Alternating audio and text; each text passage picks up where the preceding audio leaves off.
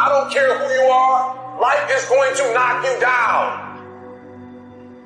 Listen to me, many of you right now, life's got you up against the rope, and you got to do me a favor. Like, you can't give up. You can't give in. Pain is temporary. Pain is your friend. Pain is going to take you to the next level. When you going through pain, I know what you feeling. I know exactly, because I've been there. I've done that. But you got to work through it.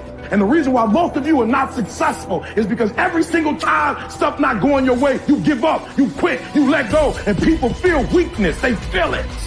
You can feel when somebody's not committed, when they're not all in, when they're not dedicated. And there's another level you get to when you go all in. Winners win and losers lose. There are going to be times that you're going to be wondering, why should I keep showing up and work for my business? Why should I keep at it? Why should I keep showing up to the conventions? Why should I keep picking up the phones and making the phone calls? Why should I keep fighting for my goals and fighting for my dreams? And what I want to remind you is that you got to show up for your life regardless of the circumstances. You got to show up in spite of the naysayers. You got to show up in spite of the conversation going on in your mind. You got to show up for your life, because if you don't, nobody else will. If you want unreasonable results in your life, you've got to be willing to be unreasonable. Part of being unreasonable, you don't judge according to appearances. Part of being unreasonable, you can see it because you believe it. You must have the faith to call forth those things that be not as though they were. You've got to decide, I deserve this, and I'm going to have it. You've got to say yes to your life. You've got to say yes. Yes to my dreams. Yes to me. Yes, I can make it. Yes, I can. Doesn't matter how many failures I've made. Doesn't matter how many mistakes I've endured. Doesn't matter about my defeats. Doesn't matter about what I've done. Yes, yes. I don't care about the fact I'm in a hole now. Doesn't matter about where I am. The last chapter to my life has not been written yet. If you judge me now, you'll judge me prematurely. I'm still in the process of transforming my life. I'm still in the process of becoming. Yes. The brilliance of Thomas Edison was not in his mind.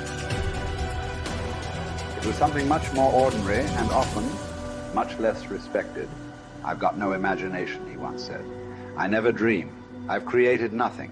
If you're someone who doesn't like Edison, you might think that this is Edison admitting to stealing his inventions from other, more brilliant inventors, like Nikola Tesla.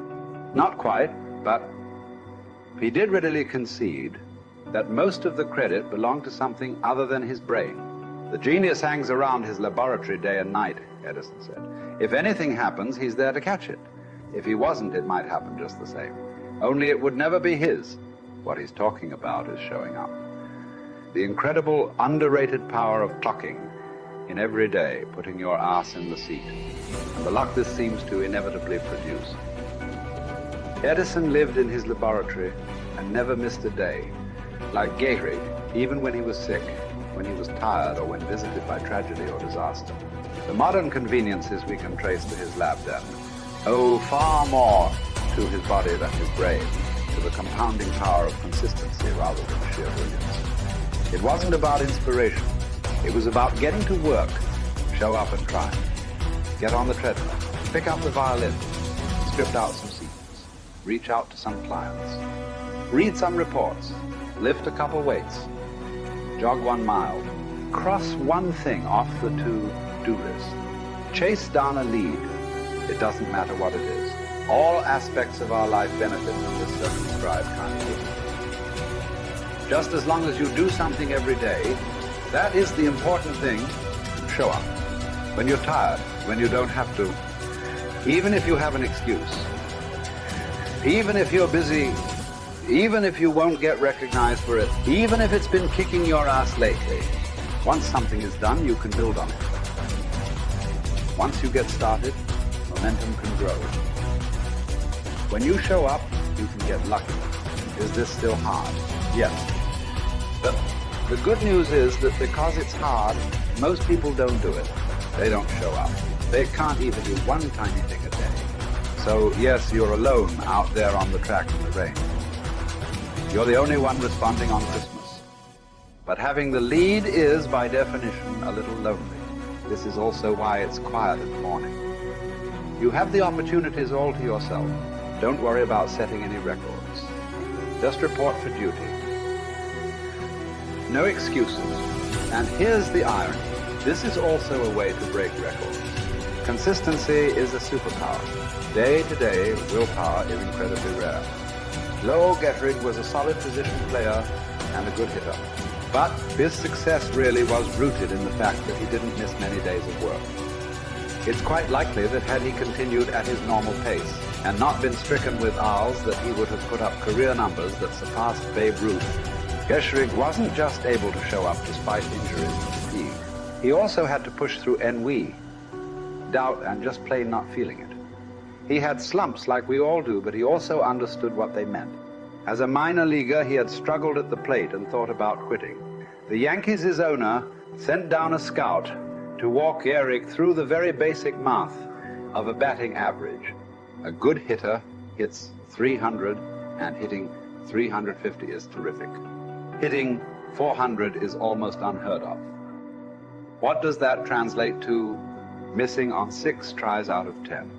A hitter can also go days, weeks without touching the ball. That's what the scout told him. The most important thing a young ball player can learn is that he can't be good every day. You don't have to always be amazing. You do always have to show up. What matters is sticking around for the next at-bat. The ability to do that, coupled with the ability to endure what John Steinbeck called dogly days while writing East of Eden. Those days when everything seems out of whack, when you're just not feeling it, when the distractions won't stop, is the first step to greatness. Literally. You cannot be great without the self-discipline to do that. One thing a day adds up. Each day adds up. But the numbers are only interesting if they accumulate in large quantities.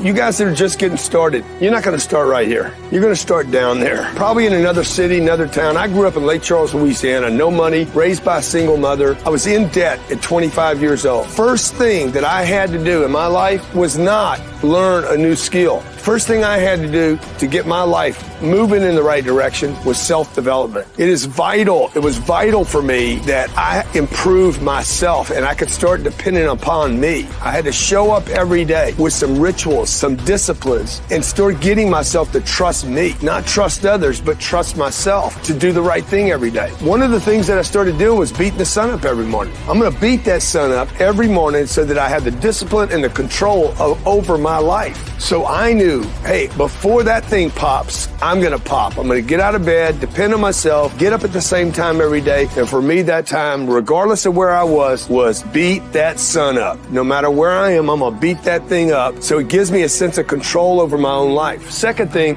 I had to start cleaning up my life and my friends and my environment. When I was younger, between 15 and 25, I was doing crazy stuff in my life. Wasting my weekends. I have the saying, weekends are for the weak. I was drinking, fooling around with a bunch of bad things, bad people. At 25 years old, I cleaned it all up. Quit going to those places. Quit hanging out with people that did not have ethics and discipline in their life. I wanted to build something in my life. I wanted to become someone. And to do that, to become someone in the eyes of the world, just beating that sun up every morning gives me the sense of accomplishment that I did what I said I was going to do, that I woke up when I said I would wake up, and I start building respect for myself, start believing in myself so that I can go out into the world. And maybe today when I go into this meeting that I'm dressed for, they'll believe in me as much as I believe in me, and that'll show up in a contract, a deal, maybe even some money.